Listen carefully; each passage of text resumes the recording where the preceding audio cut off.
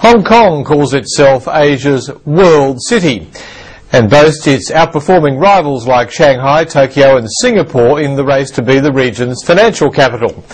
But Hong Kong's silver lining's facing a very big cloud on the horizon, and it's very polluted. Air quality in the city's getting worse, and local activists are asking how much the government and the people are willing to do about it. Norman Hamont reports. It is surely one of the world's great urban vistas, Hong Kong's sparkling skyline, where the buildings don't just stand there, they put on a show. And the harbor buzzes with boats and lots of suggestions about how to spend your money. But to really see all of this at its best go at night, because come daylight, it's getting hard to see Hong Kong's skyline. Smog-shrouded skies have become part of daily life here. No city wants air so foul that landmarks, such as the famous Victoria Peak, are virtually obscured from view. But in Hong Kong, the stakes are especially high.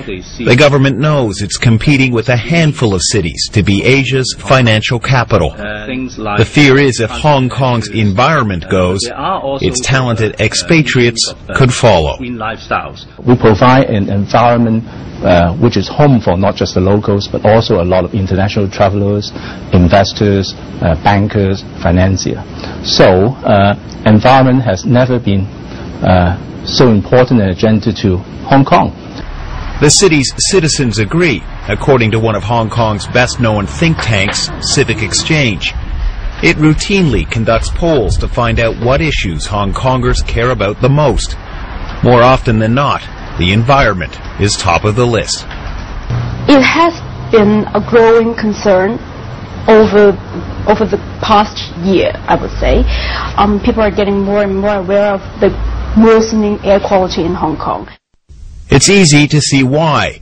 In the 90s, the government toughened emission standards for cars and power plants. That improved air quality for a while, but now it's worsening again.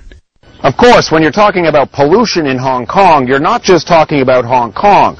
You're also talking about the manufacturing colossus over the border, the Pearl River Delta in China, the so-called factory to the world.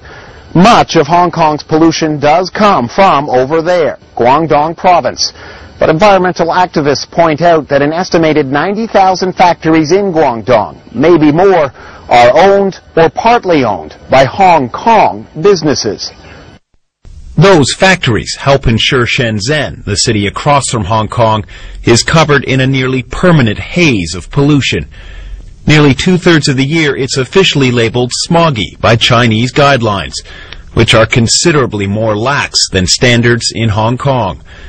To make inroads on air quality here, money from Hong Kong taxpayers is subsidizing anti-pollution programs for companies on the mainland, a recognition they are a big part of the problem. And that's why government is anxious in putting through this clean production scheme, helping Hong Kong invest the factory to clear their emission. While they are being located in the mainland, in the Pearl River Delta, they're actually, if they can do clean production, they're actually helping the air quality in the entire region. The government and activists agree there is a common misconception when it comes to measuring air quality here. In years past, as much as 80% of the air pollution in Hong Kong was attributed to the mainland. New studies have revealed Hong Kong itself is responsible for at least half of its pollution, with power generation leading the way. Two-thirds of Hong Kong's electricity is generated by burning coal or oil. Plans to cut emissions will ultimately make electricity more expensive. And that, say analysts like Yan Yip, is when the real fight will begin to convince the public the costs are worth it. We are still trying very hard to connect air quality and public health. Connect these two, because from our research and from our public engagement exercises in the past couple of months, we have noticed one thing. People in Hong Kong are still not yet ready to hook these two things up. That's air quality public health. Over there you have a clear example. And environmental activists say when it comes to winning over the public, there's another issue that goes to the heart of what makes Hong Kong tick. On one side, they want to improve the air quality, but on another hand, they keep building more roads and more building.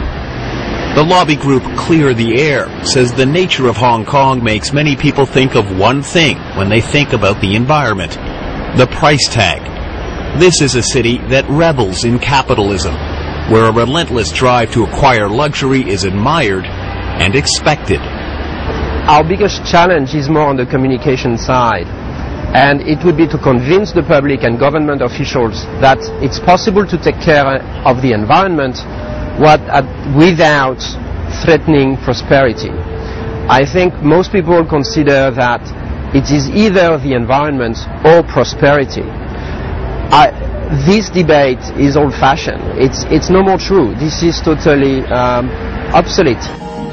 Even so, it's a debate that may still have to be overcome in Hong Kong, because if it isn't, in this famously commercial city, many people may continue to see air like this as a regrettable but necessary cost of doing business.